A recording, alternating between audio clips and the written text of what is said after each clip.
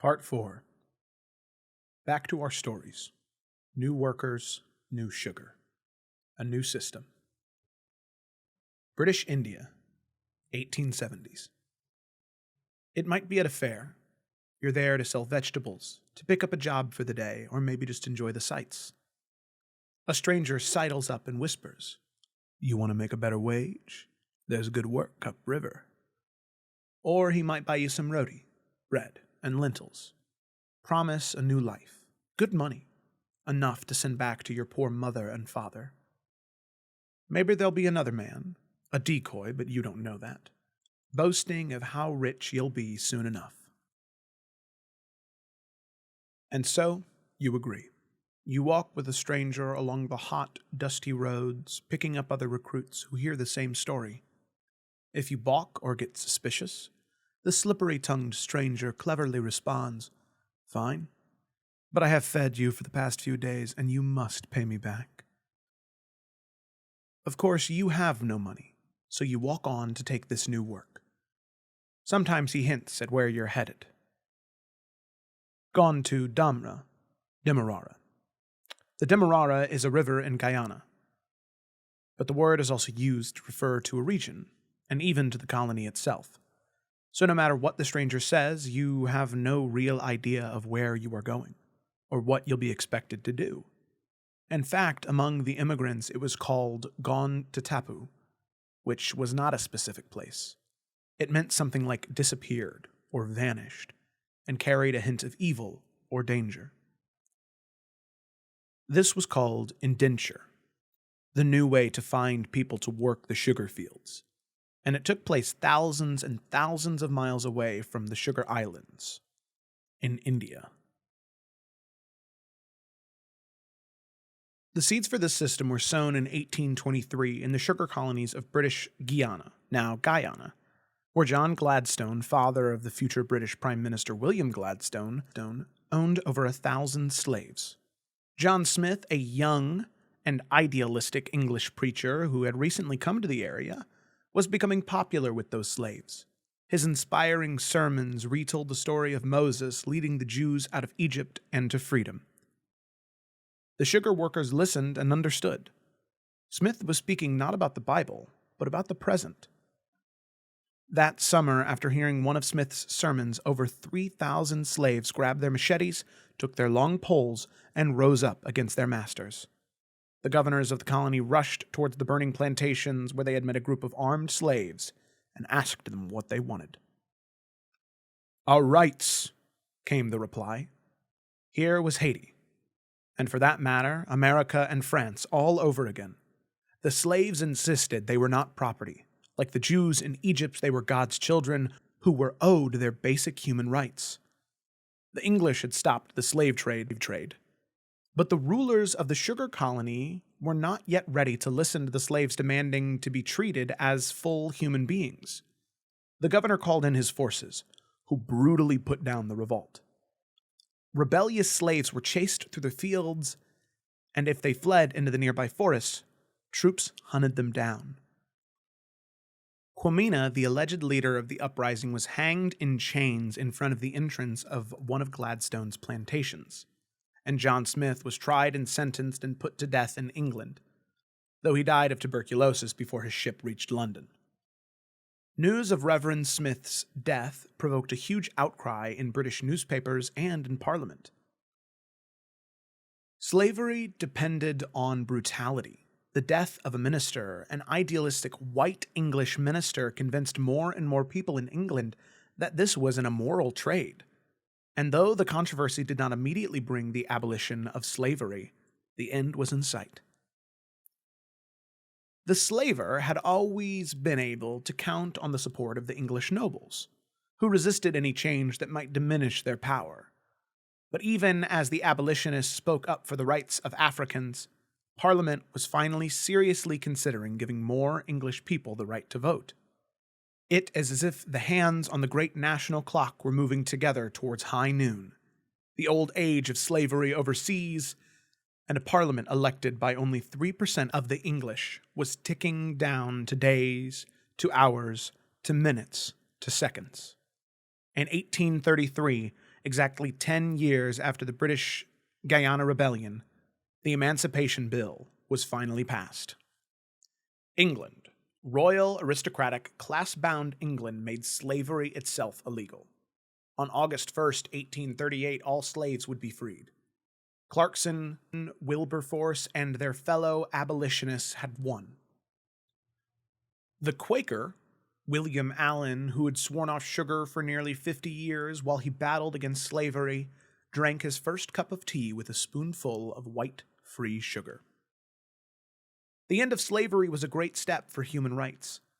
But what did it mean on the sugar plantations, which had depended on extremely cheap labor to keep up with the 24-hour cycle of harvest to mill?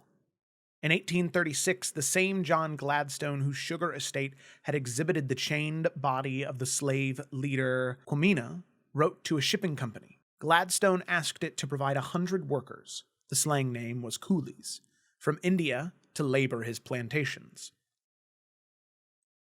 Gladstone's first ships, the Whitby, carrying 249 passengers, and the Hesperus, carrying 244, sailed for Demerara in 1838.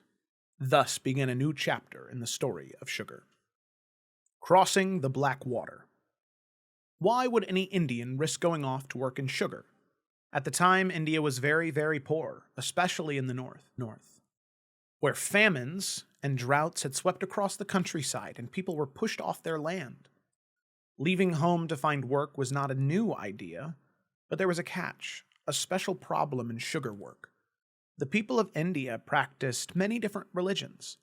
There were Muslims, Buddhists, Sikhs, Catholics, Parsis, Jainis, even Indian Jews. But most Indians were Hindus. And for traditional Hindus, leaving India and traveling on the ocean, it was called crossing the Black Water, the Kalipana, was forbidden. Anyone who made that faithful passage became impure, polished, polluted. Hindus in India had a very strong sense of their place in their community. Each person was born into a caste, a role in society. Just like the Europeans in the age of honey, a Hindu was expected to do the work of his or her ancestors. But a person who crossed the Black Water lost all caste. He was stripped of the connections that had defined him and his family for generations. Anyone who left the country could not come back and be respected by his friends, his family, his fellow villagers, unless he went through a special ceremony. The Arkatis, recruiters, who were hired by shipping companies, were Indians themselves. They knew the villagers would not want to cross the water, but they also knew that they were hungry, desperate people. So they fanned out to the countryside and began to look for strong men. Bharat, who was about to leave for Trinidad, later explained how that happened. His version of English is hard to understand, but it is how the Indians began to speak to each other on the island. "Ino tell I go Trinidad, you know. Ino tell no come back. Ino greet Muma, Fada again." He did not tell me I was going to Trinidad, you know. He didn't tell me I would never come back, or never see my mother and father again. Recruiters, such as Bharat, came to a sub-depot, where a district officer took down their information, name, village, caste, and sent them hundreds of miles away to the embarkation depot in Calcutta. The wait at the depot, a set of buildings surrounded by a high wall near the harbor, was a strange experience. The workers had probably never ventured far from their villages, and suddenly they were living among people who spoke different languages, instead of living right next to people whose ancestors knew your ancestors. You were thrown in with people about whom you knew nothing. All were given vaccinations, mental feeding bowls, and warm clothes. The women received jackets, skirts, and petticoats. The men wool trousers, wool jackets, and caps and shoes.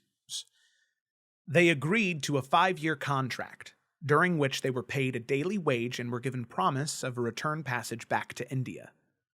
On the day the coolies were to depart, each one was given a tin ticket, an identification disc, hung around their neck or strapped to the arm. The enslaved Africans who were taken to the sugar plantations lost their names. They were meant to be pure property. The Indian indentures were lied to. They were tricked. They were no more than cheap labor to keep the plantations running. But they were still individuals. Each one of their names was carefully recorded in an account book. And then they were sent off across the seas. The journey was long. Sometimes it lasted for 27 weeks, far longer than the Middle Passage that brought the newly enslaved Africans to the New World. Everyone lived below the deck, men on one side, women and children on the other. They roused early and were allowed on the deck for air, dancing and singing. But homesickness would often strike them, spreading like a terrible fever. Some wasted away out of sadness. On the ships, something else began to form, a new sense of family. The immigrants called themselves the Jahaji Bahai, ship brothers. This song tells of the hopes the Indians brought with them on the ships. Ship brothers. Listen, my dear, listen. Come along with me. I will get you a good job. We'll make you meth, rich. Sardar, boss. Sahib, master. Come, I am taking you to a country named Citriam. This country is by the side of Calcutta. There are mines of gold. There you will get food and utensils of gold. Together, these ship brothers ventured into the unknown. Slavery or freedom, the in-between. Indentured was not exactly slavery, but it was not exactly freedom either. When the new workers, exhausted and disoriented from their trip, arrived in the Caribbean, not much had changed since the days of slavery. At the immigration depot, they were now assigned to a plantation. Then they were taken to the old slave barracks, low shacks where several men shared a small space, slept on wooden cots, and coped with bad drainage and damp floors. As ever, sugar work was brutally hard. The workers woke early, and for the first few months they were seasoned, learning the numbing work of hoeing or weeding or loading the barges with cut cane. After they were broken in, they might take on other tasks, or if they were lucky, get placed in a factory. The Indian contracts called for 7 hours' work, about 24 cents a day. During the first few months, though, 8 cents a week was deducted for food rations. And no matter what the words said on the piece of paper, sugar workers did not just work 7 hours. More often than not, they labored as long as there was light, in the broiling heat. And though they might not be shackled or whipped like slaves, their lives were completely controlled by the terrifying overseers. Workers could not leave the plantations unless they had a pass.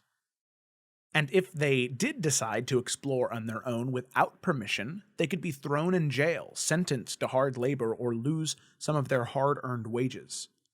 A charge of idling in the fields could result in a loss of a whole week's worth of wages. Worse, if they dared to rebel or protest, their contract could be transferred to another estate, and there were still complaints of flogging or mysterious deaths. Life, as the historian Hugh Tinker noted, was like being a prisoner on parole. In the sugar colonies, the wounds of slavery were never far beneath the surface. The Africans who worked in sugar quickly left plantations and tried to farm, or moved on to nearby towns. As one planter said, it made no sense to believe that the Negro would become a grateful and cheerful free laborer on the soil that had been watered by his tears in slavery. But what could former slaves do?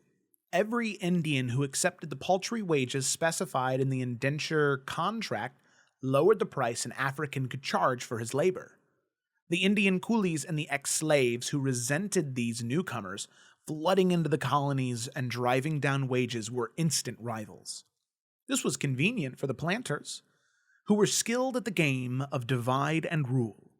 The planters lumped their workers into two distinct but equally nasty stereotypes.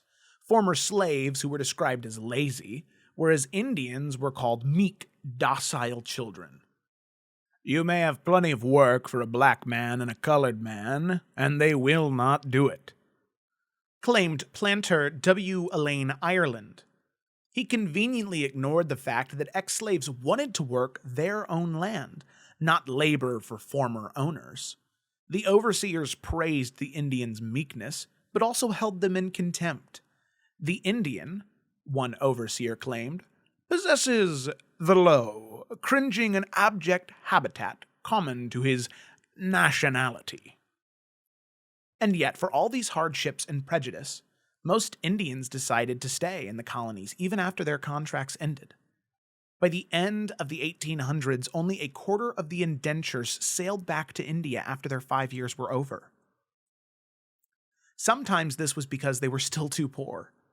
Others told tales of returning only to be spurned by their villages for having broke caste, or to be preyed upon by the relatives who stole their money.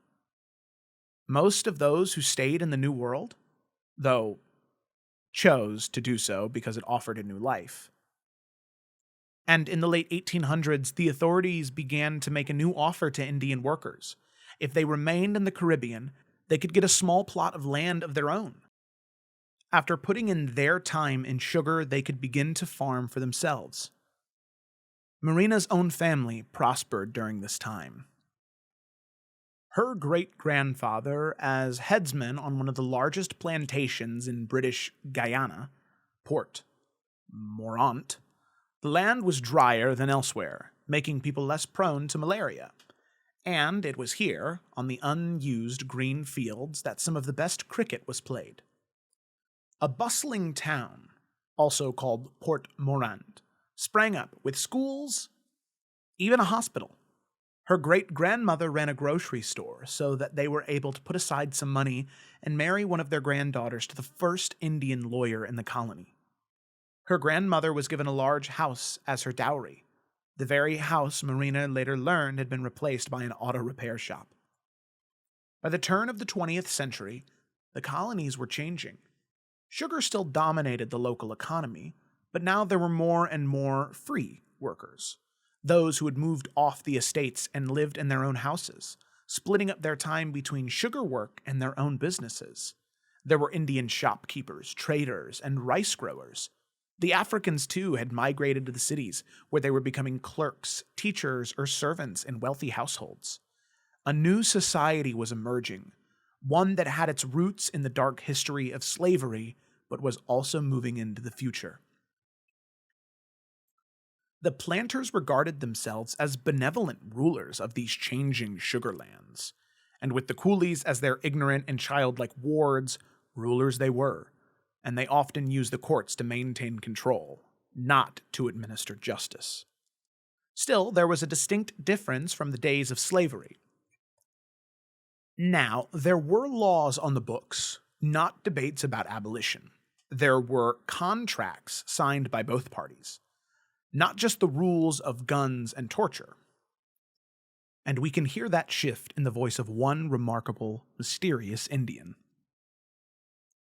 In 1896, an indentured worker in British Guyana, who called himself Bechu, began publishing a series of letters to the local newspapers, revealing the conditions on the sugar plantations or estates, as they were called. Born in Calcutta, Bechu was an orphan, which put him at the very bottom of society. But he was adopted by a missionary who taught him English, and then worked for various English people in Calcutta before signing up for his indenture and traveling across the ocean. Bechu made good use of his knowledge of English by writing to the elite newspapers in British Guyana. He exposed one of the tricks the planters used to get around the terms of the indentured contracts. Indians were supposed to work 7 hours each day and be paid a set fee for each day's work. But planters instead preferred to pay by the task. They insisted that they wouldn't pay workers until he had completed a specific job. Of course, the owner would pick a job that took much more time than 7 hours, so a worker's day stretched from sunup to sundown. Betchu showed that this was legal and unfair. There are lots of indentured men who work by time and have drivers at their backs all day long. Yet, even then, they do not earn the amount specified by their contracts. Several planters wrote back to the paper, furious at the suggestion that they were cheating the coolies. The letters were black with rage at the Indian who dared to speak up and question the ethics of Englishmen.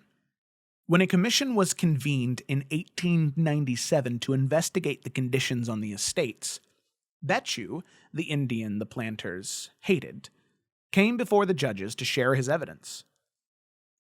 This was galling, since some had even questioned whether Betchu, who wrote in such polished English, really was an Indian.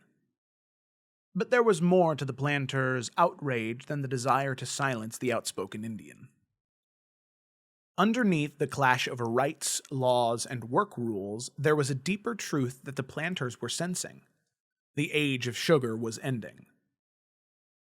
On the one hand, the work on the plantations was now guided by a web of laws that even an Indian coolie like Betchu could use to challenge the owners. Workers were individuals, not property. On the other hand, world sugar prices were plummeting. Owners no longer had the economic clout of being a mainstay of the economy. Instead, smaller plantations were going bankrupt. The old ways were simply not working anymore. Why were sugar prices falling? Because of competition from other parts around the world. And this is the story of how Marina's family and Mark's aunt's family finally crossed. Sugar and science. Remember Napoleon's dream of a French sugar empire and how the victorious Haitians destroyed it? The French emperor's grand plan failed, but he was resourceful. If he could not grow and process sugar in the Caribbean, he needed another source. And this was particularly difficult because England's navy was the best in the world. Even if Napoleon could find a place to grow cane, he could not get it past the English ships. Napoleon was seemingly in an impossible bind, but he found a way out of the sugar trap. Actually, the solution already existed. He just needed to hear about it. In 1747, Andreas Marggraf, a German scientist, cut up and dried some parsnips, then mashed them into powder. He did the same with beets. Then he carefully extracted the chemical elements that made the powder sweet. These were, he proved, identical to sugar obtained from cane. Beets do not need a tropical climate. They grow happily under the ground, even in northern Europe. For the first time in history, a taste native to the tropics was exactly matched by a plant grown in colder areas. It was as if some scientist today discovered that he could get a potato to produce the substance that tasted just like chocolate. Beet sugar was a triumph of reason, of science, and over the gifts of nature. When Napoleon was calculating how to get sugar without having to fight the English fleet, a couple of beet sugar factories had begun operating around Europe. Napoleon was thrilled, and he ordered the French to begin planting thousands of acres of beets. By 1814, there were more than 300 factories in France alone, turning beets into sugar. In 1806, he had to come up with a plan. Let the English rule the seas. He, Napoleon, would insist that no country in Europe would buy from them. He would shut them out. Goods from around the world would pile up on English docks, while the people of Europe spent their money on products they'd sell to one another. Unfortunately for Napoleon, his plan to exclude English products failed. Too many Europeans ignored his rules and smuggled in English goods. But the beet sugar breakthrough did have one important effect in another part of Europe: the Ukraine of Mark's family. Serfs and sweetness. In the 1800s, the Russian Tsars controlled the largest empire in the world, and yet their land was caught in a kind of time warp. Excerpt: The Sugar Genius. Refining cane syrup into one boiling vat after another was not only dangerous, it was terribly inefficient. The man who figured out a safe, reliable way to accomplish the same thing with far less labor was himself a product of a slave society. Norbert Rilliot was born in New Orleans in 1806. His father was a wealthy white planter and an engineer who recognized that the boy whom he fathered with a free woman of color was unusually smart. So Norbert's father sent him to France to be educated.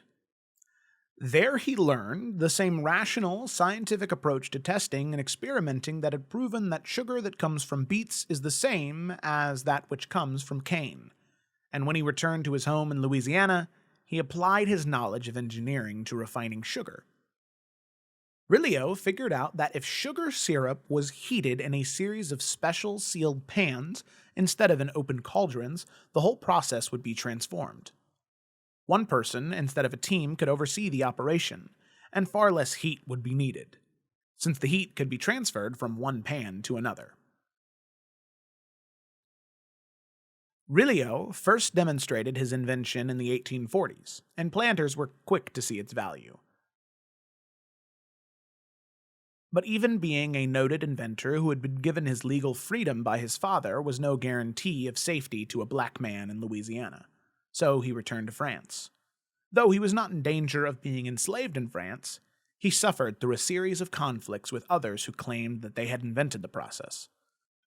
Frustrated, he turned his sharp mind to other tasks, such as the study of ancient Egyptian hieroglyphics. Rilliot, who died in Paris in 1894, is a perfect example of the changing world of sugar in the 1800s. He had grown up amidst slavery, yet made his reputation by using science. He himself was free, but had to struggle against prejudice throughout his life. While the English were building factories, drinking tea, and organizing against the slave trade, the vast majority of Russians were serfs. Serfs were in a position very similar to slaves. They could not choose where they wanted to live, they could not choose their work, and the person who owned their land and labor was free to punish and abuse them as he saw fit. In Russia, serfdom finally ended in 1861, 2 years before Abraham Lincoln's Emancipation Proclamation.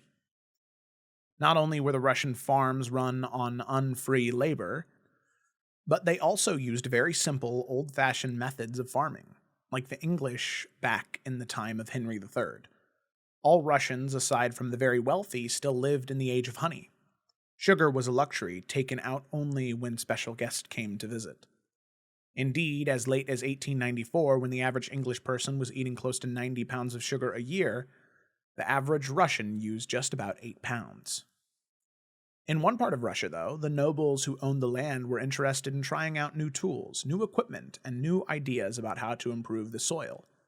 This area in northern Ukraine, just crossing into the Russian regions of Voronezh and Hearst.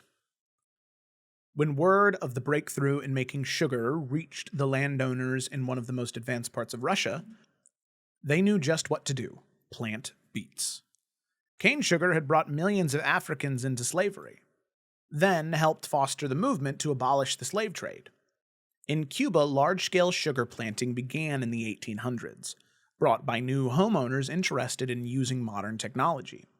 Some of these planters led the way in freeing Cuban slaves. Now, beet sugar set an example of modern farming that helped convince Russian nobles that it was time to free their millions of serfs, and that is precisely where Mark's family's story begins. With Nina's grandfather, the serf who bought his freedom from figuring out how to color beet sugar. In the 1890s, the price of cane sugar was declining, and the planters who owned sugar fields in British Guiana were on the edge of bankruptcy. Cane sugar production in Cuba was booming, driving down prices, and beet sugar, colored by a new process, was now outselling cane sugar from the Caribbean. Nina's Russian grandfather on the Volga and Marina's Indian great-grandfather in Guyana were linked by sugar. No one could have seen it at the time, but the invention of beet sugar was not just a challenge to cane, it was a hint. Just a glimpse, like a twist that comes about 2/3 of the way through a movie, that the end of the age of sugar was in sight. For beet sugar showed that in order to create that perfect sweetness, you did not need slaves. You did not need plantations. In fact, you didn't even need cane. Beet sugar was foreshadowing of what we have today, the age of science, in which sweetness is a product of chemistry, not whips. In 1854, only 11% of the world's sugar production came from beets. By 1899, the percentage had risen by 65%. And beet sugar was just the first challenge to cane. By 1879, chemists discovered saccharin, a laboratory-created substance that's several hundred times sweeter than natural sugar. Today, the sweeteners used for the foods you eat may come from corn, high-fructose corn syrup, from fruit, fructose, or directly from a lab. For example, aspartame, invented in 1965, or sucralose, Splenda, created in 1976. Brazil is the land that imported more Africans than any other to work on sugar plantations. And in Brazil, the soil is still perfect for sugar. Cane grows in Brazil today, but not always for sugar. Instead, cane is often used to create ethanol, much as corn farmers in America now convert their harvest into fuel. We all crave sweetness, now more than ever, since there are so many ways to satisfy that need. And there are still sugar plantations where the work is brutal, in places like the Dominican Republic, Haiti's island neighbor. Some sugar work is not very different from what it was for Marina's Indian ancestors in British Guyana. Hard, poor-paid labors by people who were often mistreated. But for most of us, chemists have more to say about how we satisfy the taste than do overseas. When sugar is in the headlines, critics speak about how much of it we eat, not who picked the crop. Doctors warn that young people are gaining too much weight from eating sugary snacks. Parents learn that kids who drink too many sugary sodas can cycle between manic sugar highs and grinding sugar crashes. No one worries about where the sweetness comes from. Our diet was transformed by the age of sugar, but that era is over. And we know just where and when the end finally came, in South Africa, where an Indian lawyer was making a name for himself. The lawyer. Mohandas Gandhi, later known as the Mahatma, or Great One, was born in India to a traditional Hindu family, where he was given the opportunity to study law in England. He faced the same problem as the indentured sugar workers. He would lose caste if he crossed the Black Water. His family arranged a special ceremony that allowed him to take the trip without giving up his place in society. Thus, in 1894, the freshly educated in England Gandhi made a second journey. He began practicing law in Natal, a region in what is now South Africa. He moved there because many Indians were already in Natal, laboring as indentured sugar workers. One day, Gandhi later explained, "A man in tattered clothes, headgear in hand, 2 front teeth broken, and his mouth bleeding, stood before me, trembling and weeping." The indentured worker, whose name was Balasamduram, had been badly beaten by his employer. Gandhi knew that Balasamduram was trapped, for no matter how poorly he could have been treated by his boss, if he left the plantation, he could be persecuted and jailed. Gandhi saw indenture for what it was, almost as bad as slavery. Like the slave, the indentured laborer was the property of his master. As in British Guyana, Trinidad, and Mauritius, Indians were first brought to Natal to cut cane. Over time, some stayed to become farmers, clerks, or shopkeepers. They were starting to build their own new community. While the white settlers in Natal were happy to have cheap Indian labor, they were dead set against allowing Indians to live there as equals. So they did everything they could to discourage Indians. Indentured workers were beaten by their employers, arrested, kept to certain areas, or separated from their families. There was no doubt in Gandhi's mind, indenture was a form of slavery. Even as Gandhi was working for Balasamduram, the South Africans passed a new law designed to make life difficult for Indians. If an indentured worker chooses to stay past his or her contract and settle, the worker was slapped with an annual tax, which was a heavy burden for Indians who barely survived on their wages. The message was clear. You were brought to Natal only as a guest worker. You have no right to stay. Today, in the United States, we allow Mexicans and people from Central America to milk cows, to pick tomatoes, strawberries, grapes, and other crops. But Congress has been deadlocked over the rules for allowing them to stay to become residents or citizens. Just like the whites in Natal, we want the cheap labor but are reluctant to offer those same workers and their children a home in our country. The Indian community in Natal understands the message the whites were sending. Work here, don't stay here. But the Indians were not property. They were not defined by their years of labor as indentures. They wished to be seen as individuals, full and equal citizens who could not be told to leave or treated as second-class members of society. Gandhi traveled back to India, where he spoke to the English government, officers who were responsible for the Indians in Natal. In the age of the telegraph, news of his word moved swiftly back to South Africa, enraging its white inhabitants.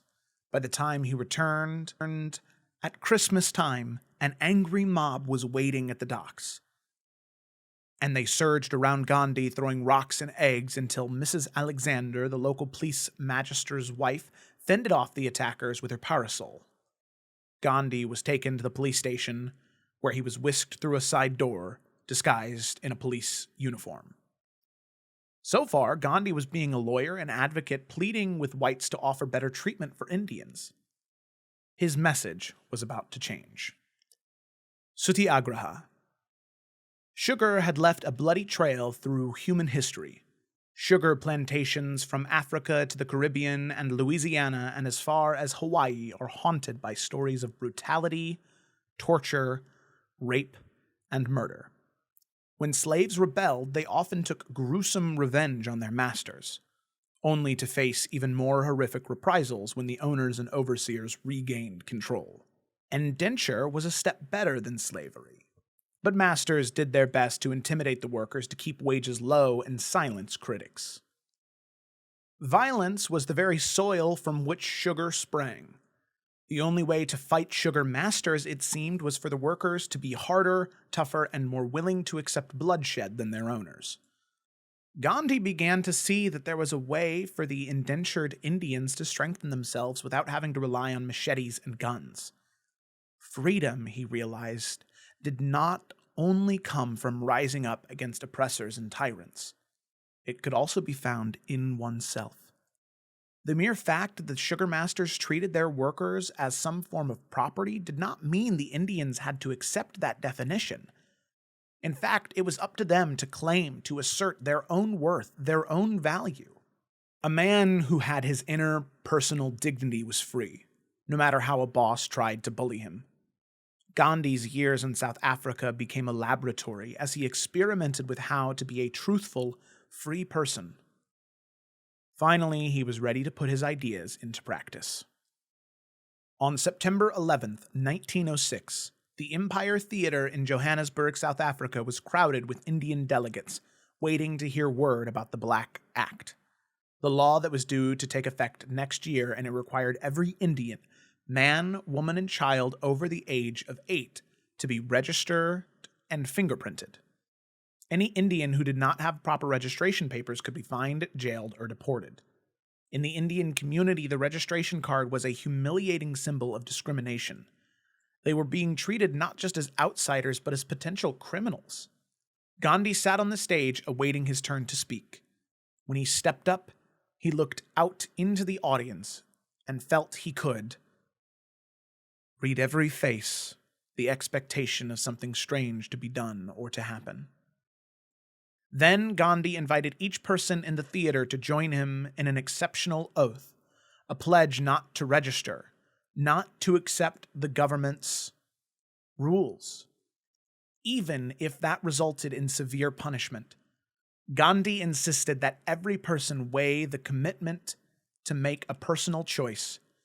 Every individual, he explained, must make an oath to himself or herself, facing not his neighbor, but his God. Nor should it be taken in order to gain power over anybody but oneself, for the power of an oath is defined by what one man can promise to do, and what he is willing to suffer. Insults, incarceration, hard labor, flogging, fine, deportation, and even death. Everyone in the audience raised his or her hand. Gandhi bound the crowd together to follow a new path, a path which he called Satyagraha, which means truth with force or firmness. It is also called love force. While the goal of violence is to defeat and vanquish the enemy, the goal of Satyagraha is to convince or convert the opponent. He must be weaned from error by patience and sympathy. A person who believes in Satyagraha will not fight physically, but will instead resist through his or her own inner courage, knowing that he might be jailed or beaten. Passive resistance was not new. Gandhi had read Henry David Thoreau, who advocated this exact view. But never before had nonviolence been employed for a mass movement. This was a remarkable turning point.